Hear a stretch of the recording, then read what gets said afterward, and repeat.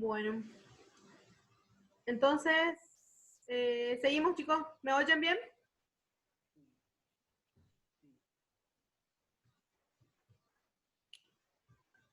Nos habíamos quedado en la estructura del Poder Judicial y estábamos hablando de las diferentes instancias por las que pasa un proceso judicial, ¿sí? Entonces, ¿qué teníamos? Primera instancia, les decía que es donde se resuelve la primera parte, donde se da el primer intercambio de litigio, la primer traba de litis, ¿sí? Primer traba de litis.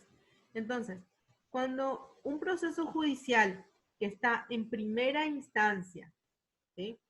se resuelve a través de lo que se conoce como una sentencia definitiva, ¿sí? Sentencia definitiva o SD, como popularmente se conoce, ¿sí? Una SD, una sentencia definitiva y con un determinado número y fecha, que es lo que lo va a, la va a identificar de otras resoluciones judiciales que puedan surgir. Entonces, un procedimiento en primera instancia se resuelve a través de una sentencia definitiva o una SD. ¿Está bien? Claramente, cuando una resolución se da, el juez lo que va a decir es si va a hacer lugar o no va a hacer lugar a la pretensión de una de las partes, a la pretensión de el que demanda, ¿sí? Entonces va a decir, hacer lugar a la demanda promovida por la persona que la promueve. O bien va a decir, no hacer lugar a esa demanda, ¿sí? Esto es en el fuero civil, en el fuero laboral de la niñez y en el fuero administrativo. Mientras que en el fuero penal, la sentencia definitiva tiene un proceso muy especial, tiene el fuero penal, enseguida también lo vamos a ver, probablemente la próxima clase ya. Va a decir si es que una persona es o no es culpable, ¿sí? Es o no es culpable. Chicos, ¿ustedes me oyen bien? Un poco cortado, ¿verdad?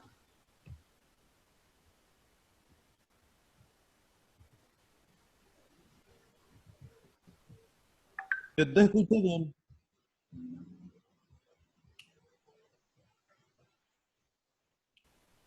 Ok.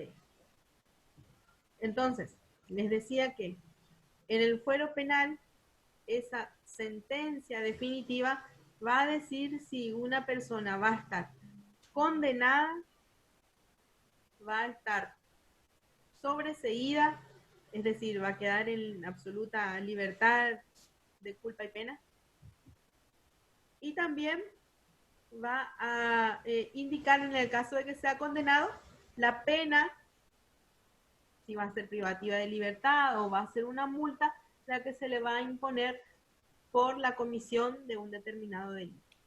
¿Ya? Miren, cuando hay una sentencia definitiva de un proceso judicial, una de las dos partes que había trabado la litis, ¿sí? El demandante o el demandado, va a quedar lesionado en lo que él considera su justo derecho, ¿sí? Es decir, se le haga lugar o no se le haga lugar a la consecución de ese derecho, uno de los dos sí o sí va a quedar lesionado en su derecho. Entonces, ese lesionado tiene la potestad de apelar, ¿sí?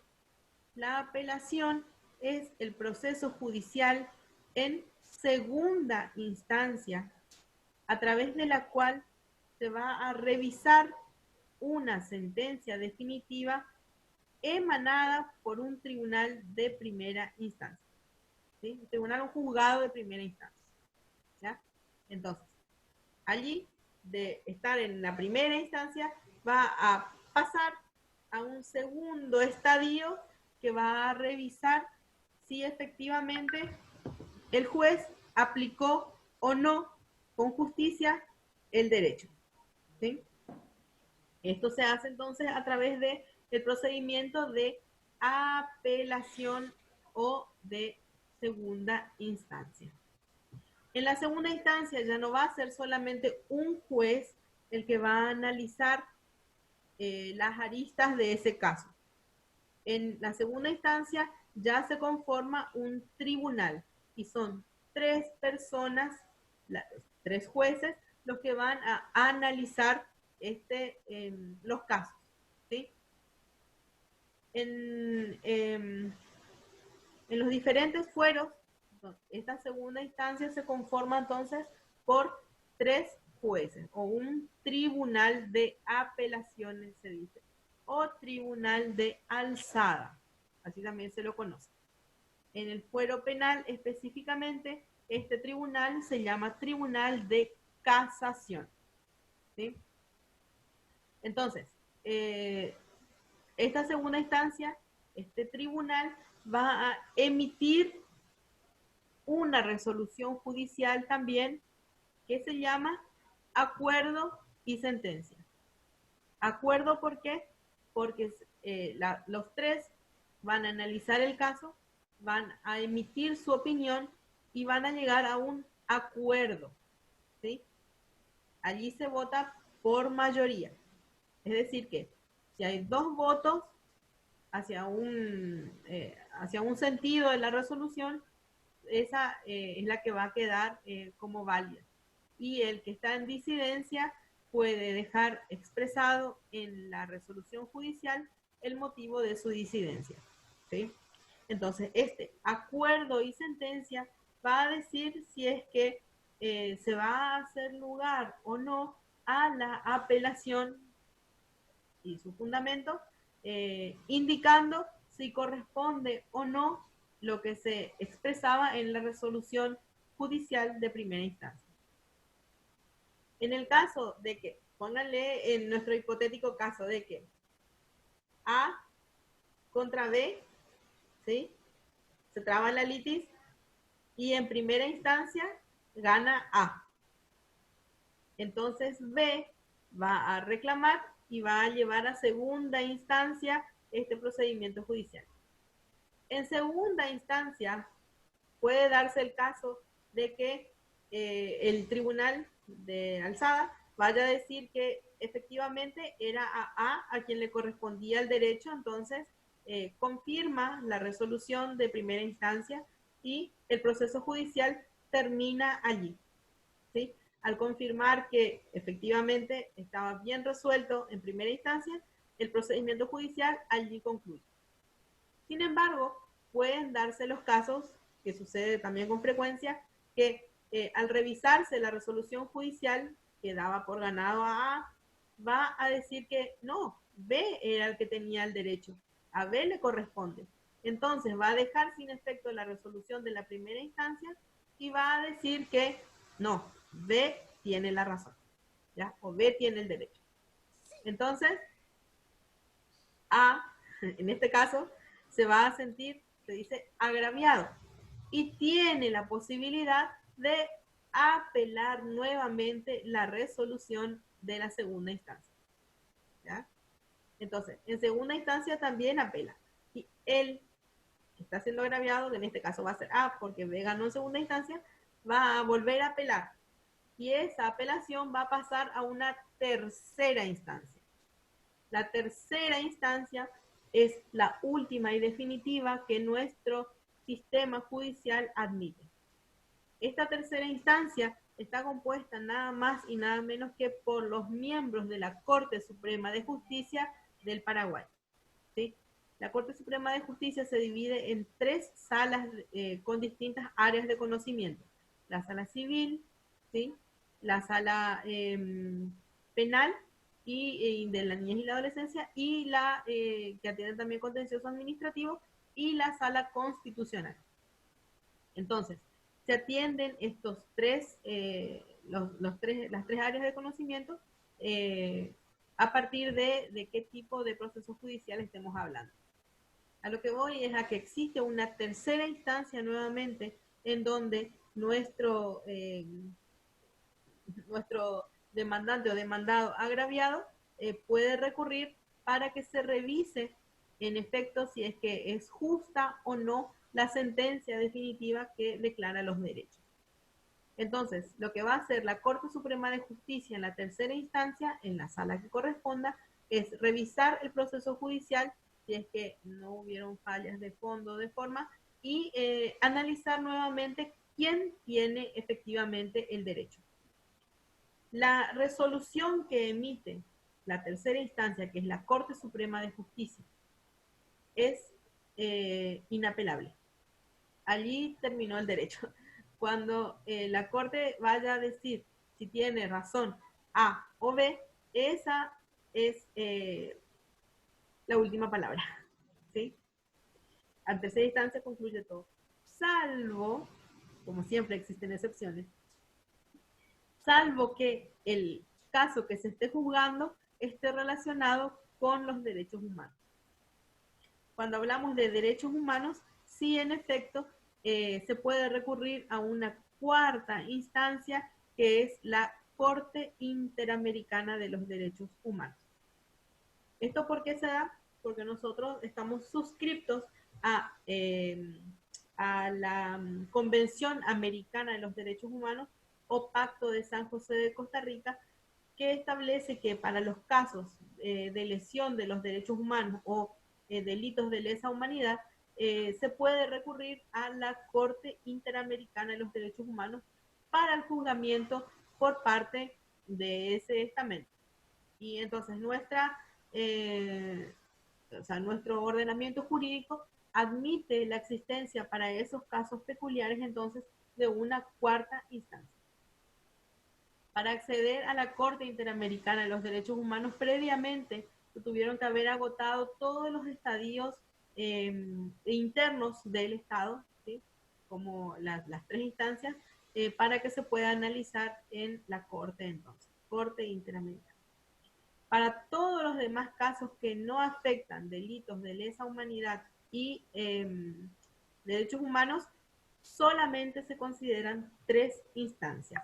Y la máxima es entonces la Corte Suprema de Justicia, que es la tercera, que va a indicar cuál de los dos, A o B, tenía el derecho en efecto.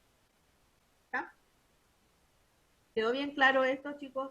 Es súper importante que ustedes identifiquen que nuestro derecho de procedimiento tiene tres instancias fundamentales, que son la primera, segunda y tercera instancia, y que con la tercera instancia la Corte Suprema de Justicia da por finalizado el proceso judicial, indicando cuál de las dos partes, A o B, tiene efectivamente el ejercicio de los derechos que están más acercados al concepto de justicia en cuanto a la aplicación de la normativa.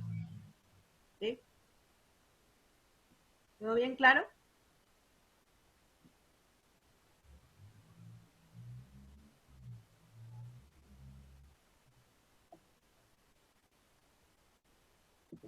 Chicos.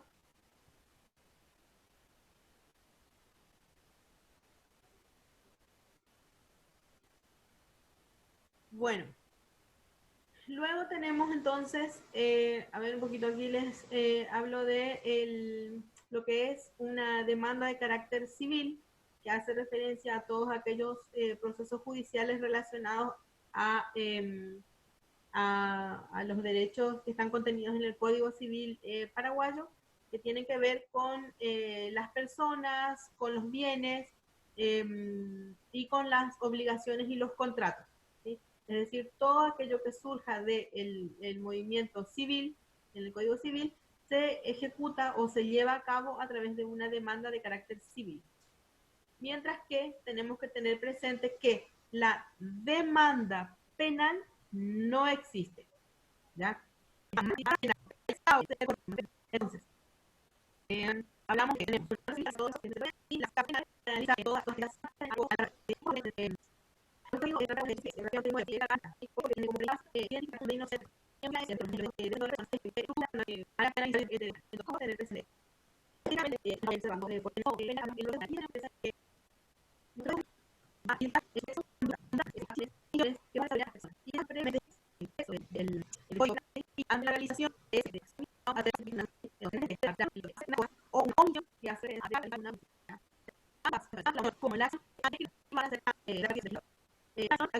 pero para una acción de tabaco. Y una misión, la cosa es misión sí.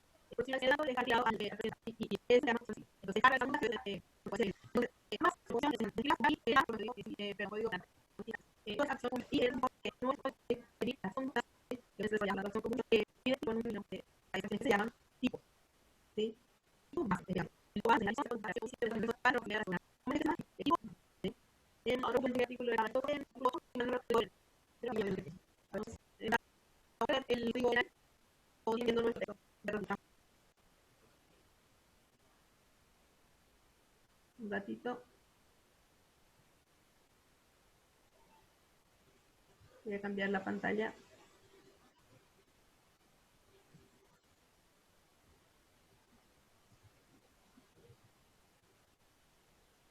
Aquí en el Código Penal paraguayo, entonces, se describen estas conductas. No aquí yo les abrí donde les quería explicar, ¿verdad? Pero puntualmente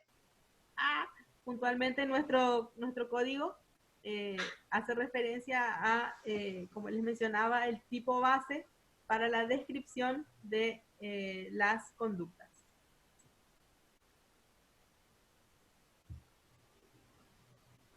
Algo toqué acá que... Ahí.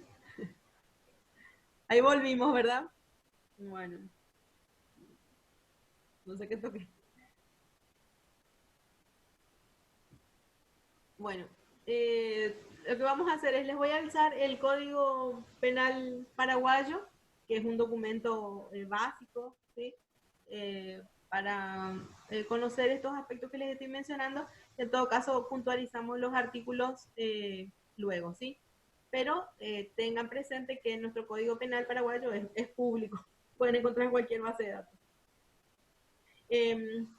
Bueno, y finalmente mencionarles que nuestro Código Penal atiende dos cuestiones fundamentales de cómo llevar a cabo un proceso penal, ¿sí?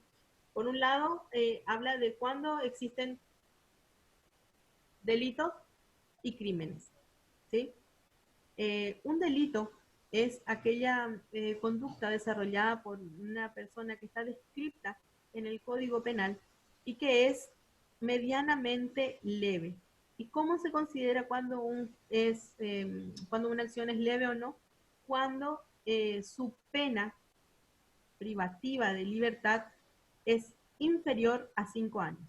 Es decir, el máximo que puede tener un delito como sanción de pena privativa de libertad son 5 años. Y el mínimo que puede tener la pena privativa de libertad es de 6 meses. ¿Ya? Entonces, un delito, que es la descripción de una determinada acción u omisión, siempre va a estar enmarcado entre los 6 meses y 5 años como máximo de pena privativa de libertad o multa. Mientras que los crímenes son consideradas conductas mucho más gravosas en el sentido de la lesión de los derechos y su sanción va desde los 5 años en adelante. ¿Sí? En adelante. Lo máximo que pueden estar presas nuestras personas en el país, ¿sí? Son 25 años, extensibles hasta los 35 y hasta los 40 años en el caso de que se apliquen lo que se conocen como medidas de seguridad, ¿sí? Estas medidas de seguridad se aplican específicamente a los casos en donde no basta con considerar la prisión privativa de libertad, sino que es necesario asegurar que esa persona ha comprendido la doble finalidad que tiene la pena y que se puede reinsertar a la sociedad sin volver a causar daño. Allí dos cosas vamos a analizar, a recordar. Primero, la distinción entonces entre delito y crimen está dada fundamentalmente en la sanción que van a tener el delito hasta 5 años, entre 6 y 5 años, 6 meses y 5 años, y crimen desde 5 años en adelante. Eso es lo primero y principal. Lo segundo, considerar entonces que la pena, ¿sí? El concepto de pena está relacionado a aquella sanción que se va a otorgar por parte del Estado a una persona que está siendo juzgada, ¿sí? Está siendo juzgada, que tiene una doble finalidad. Lo primero es que esa sanción vaya a ser dada para que él, el término correcto no es que pague por lo que hizo, sino para que él resarza al damnificado, ¿sí? Con la pérdida de su libertad el daño que causó, ¿sí? Entonces lo primero está vinculado al damnificado principal, ¿verdad? Y lo siguiente, que es lo que se conoce como doble finalidad de la pena, está dado en que la persona va a estar recluida, privada de su libertad, para que retribuya a la sociedad ese por el daño que causó. Entonces él allí va a reformarse y luego, al reinsertarse en la sociedad, va a poder hacerlo como una persona de bien. Qué linda que es la teoría, ¿verdad? Bueno, sinceramente, yo me río de lo que estoy diciendo, perdón, pero sinceramente, la pena tiene esa doble finalidad. El problema es que nuestro sistema carcelario, en efecto, no está preparado en 100% para dar cumplimiento a la doble finalidad de la pena. Que es así, uno tiene que, no quiero decir pagar por lo que hizo, porque en efecto no es eso, sino que tiene que resarcir a la persona a quien dañó a través de la pérdida de su libertad, estando recluido, bueno, y también a la sociedad una vez que se reinserte, pues lo haga adecuadamente, ¿verdad? Entonces, esa es la doble finalidad de la pena. Se supone que estando recluida la persona, tienen que dársele las herramientas para que él sea capaz de reflexionar ante lo que hizo y luego pueda salir de la cárcel y reinsertarse en la sociedad siendo una persona de bien. ¿Qué le parece? Oigo opiniones.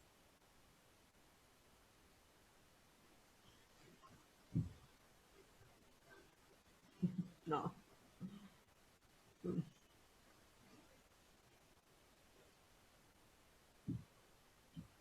Entonces, realmente estamos un poco lejos de que, en efecto, la doble finalidad de la pena se dé. La doble finalidad también está traída a nuestro Código Penal desde el año 1997 con la reforma del Código Penal y al hacerlo de carácter garantista. Esta obviamente es una idea que fue traída de Alemania, ¿sí? Porque el precursor de la actualización de nuestro Código Penal es alemán, ¿verdad? Y bueno, en efecto, el sistema carcelario alemán tiene otra estructura, otro todo, ¿verdad? Pero bueno, la idea realmente es buena. ¿Sí? La idea es buena. Entonces tenemos que considerarlo de esa manera y bueno, y ver que la utopía también existe en algún momento, ¿verdad? Vamos a decir que sí. Doble finalidad de la pena. Delito y crimen también ya vimos y lo que nos queda identificar sobre esto es que dependiendo de la manera en que se realiza una conducta lesiva, ¿sí? Va a considerar nuestro código de acción penal privada o de acción penal pública. En los casos de acción, o sea, ¿por qué es importante distinguir esto? Porque en los casos de acción penal pública, el Estado puede, por su propia cuenta, intervenir en la comisión de esos delitos, o sea, en el juzgamiento de la comisión de esos delitos. ¿Cómo lo hace? A través de la Fiscalía. La Fiscalía General del Estado y sus distintas dependencias es entonces el brazo del Estado para llegar al fondo de las cuestiones a través de la investigación de los casos eh, y luego llevar adelante un proceso judicial, ¿verdad? Entonces, los casos en que al Estado le interesa porque afecta al interés público, puede intervenir por su propia cuenta. Es decir, sin necesidad de que una persona común y silvestre como nosotros vaya a denunciar un determinado hecho. ¿Entiendes? Por ejemplo, casos de corrupción, es un clásico. ¿Entiendes? Evasión de impuestos. Entonces, allí se configuran algunos tipos penales, tipos base. Entonces, el Estado, por su propia cuenta, a través de las fiscalías especializadas, puede intervenir, puede investigar en esos casos y luego llevar adelante un proceso judicial en efecto. Pero hay otros casos en los que el interés público como tal no se ve afectado. Ejemplo, un robo. El que entre en tu casa a robar a la noche no le afecta al Estado directamente. Entonces, ese es un delito que se conoce como de acción penal privada. ¿Qué significa esto? Que vos, que fuiste afectado en tu patrimonio personal por ese chorro, iba a decir, ¿verdad? Por esa persona que entró a robar a tu casa, entonces, vos afectado sos el que vas a denunciar para que el aparato estatal investigue a través de la policía, a través de la fiscalía, el delito, la comisión del delito y quién fue el delincuente. Pero esto no significa que el Estado por su propia cuenta vaya a tomar la iniciativa en la investigación de tu caso. No, sino que vos, a través de la acción penal privada, vas a llevar adelante la investigación con apoyo de la Fiscalía del Estado. ¿Entendido? Entonces, esa es la diferencia entre los delitos de acción penal privada y aquellos que son de acción penal pública. ¿Cómo el Estado va a intervenir en la investigación de esos casos? Entonces, a ver, ¿qué les iba a mencionar al respecto? Perdón, chicos. Acción penal privada y acción penal pública. La Fiscalía es la que va a intervenir. Ya les mencioné dos ejemplos sobre la acción penal pública, son casos en los que sí o sí el Estado tiene que intervenir. Por eso es que no se admite como, habiendo tanto nivel de corrupción, no por su propia cuenta la Fiscalía no investiga, ¿verdad? ¿Entienden? Por ahí viene la cuestión. ¿Alguien tiene alguna pregunta?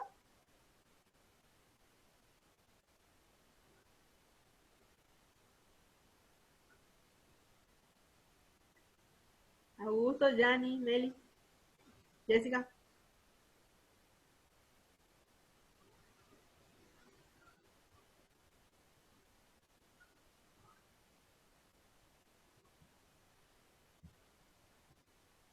Bueno, la próxima clase les voy a mostrar cómo es un esquema de lo que es el proceso penal.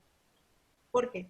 Porque allí les quiero que identifiquen bien cuál es la diferencia entre los términos imputado, acusado, condenado y sobreseído.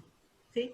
Son todos términos y momentos diferentes en los cuales una persona que está atravesando un proceso penal puede estar. Y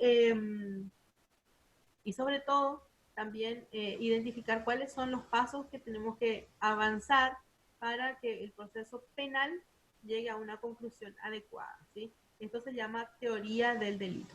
Entonces, la próxima vamos a ver la terminología correcta en el proceso penal, la teoría del delito y específicamente lo que se conoce como la doctrina de la real malicia en la comunidad. ¿Vale? Bueno, chicos, entonces en un ratito les termino de publicar sus calificaciones, algunos ya la ven, porque estuve publicando hoy, perdón, hoy recién estuve publicando. Pero los que faltan, ahora se van a poder ver, ¿ya? por favor, vayan descargándose el Teams, porque a través de Teams va a hacer el examen, chicos. ¿Saben? Entonces, por favor, eh, bájense el Teams. Yo ya tengo armado el grupo de ustedes, pero necesito que por favor ingresen con su cuenta de la universidad, con su cuenta institucional, para que sea más ágil la visualización y todo. ¿Está? Si tienen alguna duda, pueden consultarle a quién es Andrea Benítez, es nuestra gerente de facultad. Ella les va a dar detalles sobre su cuenta institucional y demás. ¿Estamos? Ah, perdón, se me va cada rato. Ahí. Bueno, voy a dejar de grabar, chicos, ahora mismo, para los compañeros que no van a estar.